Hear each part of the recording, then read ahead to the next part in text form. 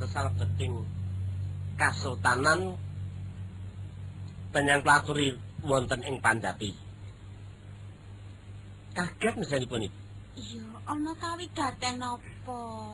Penyang platuri pirsa. Paman Pangeran Sanggar Singgih sampun seda. Seda?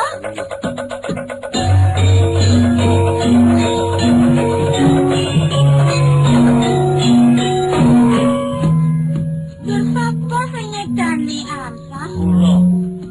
Siramu dhewe kang ngedani? Inggih. Nggih.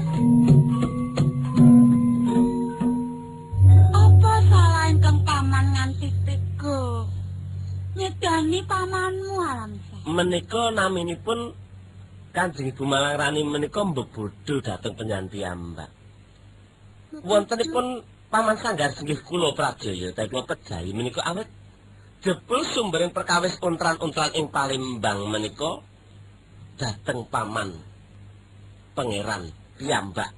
Sepisan para bajak-bajak dipun dawuh ngrisak wewangunan jara rayah bondo donyanipun para kawula alit sepisan.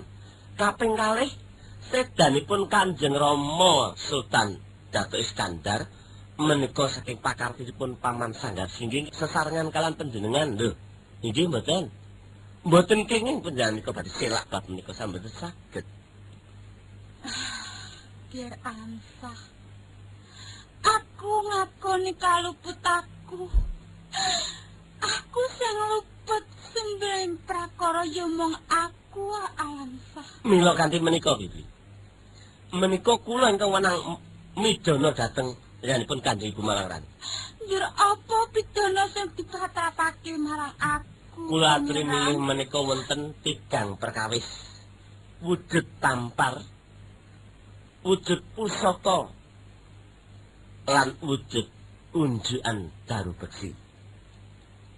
Penyabadi sedo gantung monggo menika sampun wonten tampar. Penyabadi sedo suduk sarya menika sampun wonten pusaka nglandhep.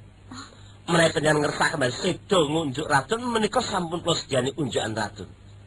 Nanging panjenengan kedah sedo ing dinten menika saking panguwas kula Kanjeng Ibu Malangrani. Oh, kira Pangeran Alamsah. Iya, ketang kaya apa aku wis nate mbok sembut ibu. Aku wong tuwa sing luput. Aku ora kena kanggo patuladan ing kabeh para wanita ing Palembang. Mula ing besike aja nganti ana pawongan sing tumindak kaya aku klebu pamanmu. Mula kanggo nebus sing dosaku. Aku biyen nyedani ingkang Rama iku mau sarana racun. Mula Alamsah presanana aku bakal ngunjuk racun Alamsah.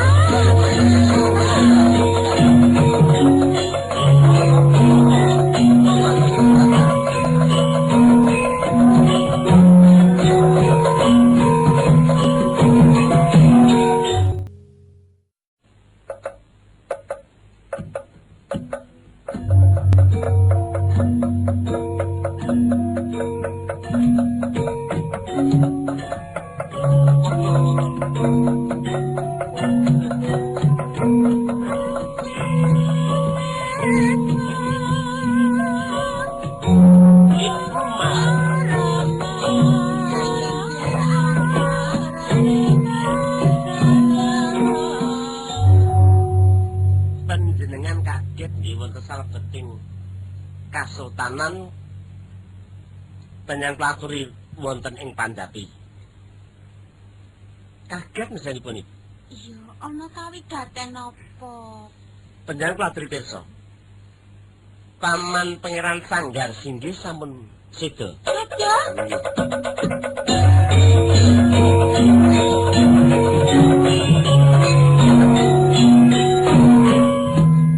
Yer sapa sing ngedani Alamsah? Kula. Siramu dhewe kang ngedani? Inggih. Nggih. Apa salah ingkang paman nganti tega? Ngedani pamanmu Alamsah. Menika naminipun Kanjeng Ibu Malangrani menika mbebodo dhateng penyanti ambak. Wontenipun Paman Sanggar singgih kula Prajaya tapi kula pejahi menika awet jebul sumbering perkawis untran-untran ing Palembang menika dateng paman pangeran piyambak.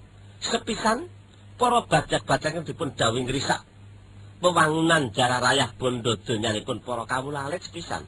Kaping kalih sedanipun Kanjeng Rama Sultan Datuk Iskandar menika saking pakartinipun Paman Sanggar singgih sesarengan kalian panjenengan lho. Inggih mboten. Mboten kenging panjenengan badhe selak bab menika sampun saged. Biar Amsah. Aku ngakoni kaluput aku. Aku sing luput sembreng prakara ya mung aku Amsah. Mila kanthi menika Bibi. Menika kula ingkang wenang midana dhateng yanipun Kanjeng Ibu Malangran. Njur apa pidana sing dipatapake marang aku? Kula aturi milih menika wonten 3 perkawis. Wujud tampar, wujud pusaka, lan wujud unjukan daru beksi. Penyabadi sedo gantung monggo menika sampun wonten tampar. Penyabadi sedo suduk sarya menika sampun wonten pusaka nglandhep. Menawi panjenengan ngersak kembali sedo ngunjuk racun menika sampun kula sedhiyani unjukan racun. Nanging panjenengan kedah sedo ing dinten menika saking panguwas kula Kanjeng Malangran. Oh, kir pangeran Amsah. Ya, ketang kaya aku wis nate mbok sembut itu. Aku wong tuwa sing luput. Aku ora kena kanggo patuladening kabeh para wanita ing Palembang. Mula ing besuke aja nganti ana pawongan sing tumindak kaya aku klebu pamanmu. Mula kanggo nebusing dosaku aku biyen nyekeni Kang Rama iku mau sarana racun. Mula Alamsah presanono aku bakal ngunjuk racun Alamsah.